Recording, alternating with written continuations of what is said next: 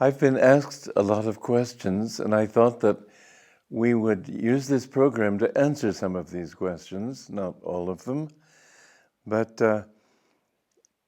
I think they would be of general interest to many people. Please talk about freedom versus free will.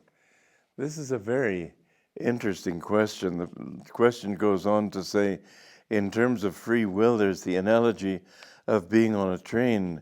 We can go to the front or the back of the train. That is, we can respond positively or negatively. But we can't get off the train of our past karma. What then is the way to inner freedom? We have to understand that freedom is not a question of being able to do something that nobody could predict. It is not whimsy. There is always a direction to our striving and our efforts of any kind, and that is that we came from bliss. God is bliss, and we are all seeking bliss according to our own highest understanding. Now, that understanding may not be very high.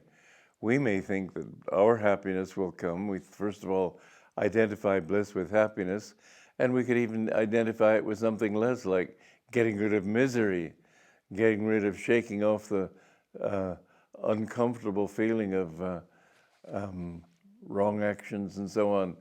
And so some people will try to get rid of having gossiped unkindly about somebody by laughing, thinking that will overcome it. But mafiosi will think that happiness comes through power and through money. And many people have many definitions, but there's one thing they all want, that is happiness, which when they go more deeply into it, they understand as bliss. And so there is a certain pole star to all human behavior, which is why it becomes possible, well, first of all, God, who is omniscient, but he knows in that omniscience why and whether and when we will do this or that. To be able to be unpredictable is not free will.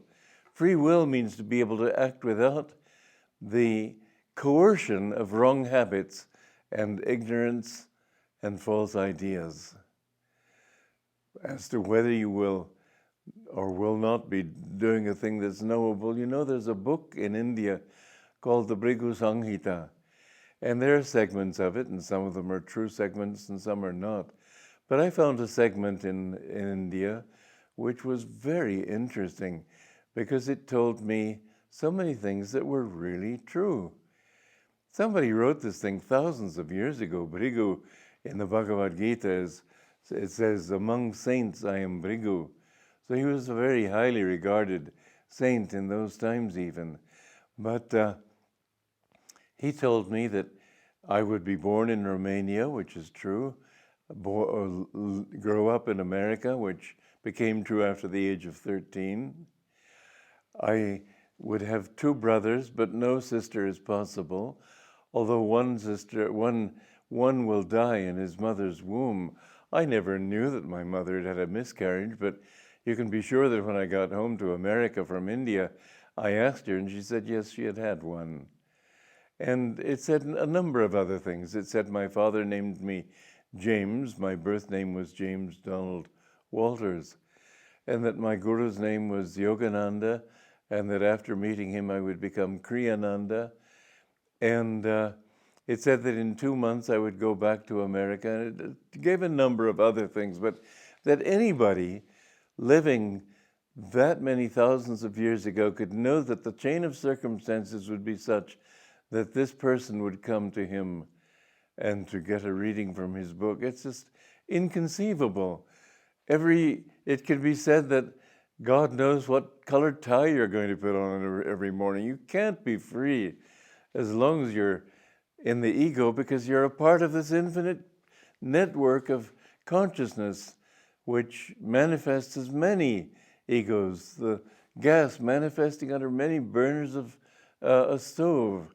So you must realize that freedom comes when you are no longer compelled by force of habit to go against that which will give you bliss. You'll never be free from God because you are God. Or to put it more exactly, God is you. So don't think that freedom is wrongly defined, but understand that when you are free of any compulsion of desire, attachment, limited consciousness of ego, this is freedom, and it's a freedom that is infinite.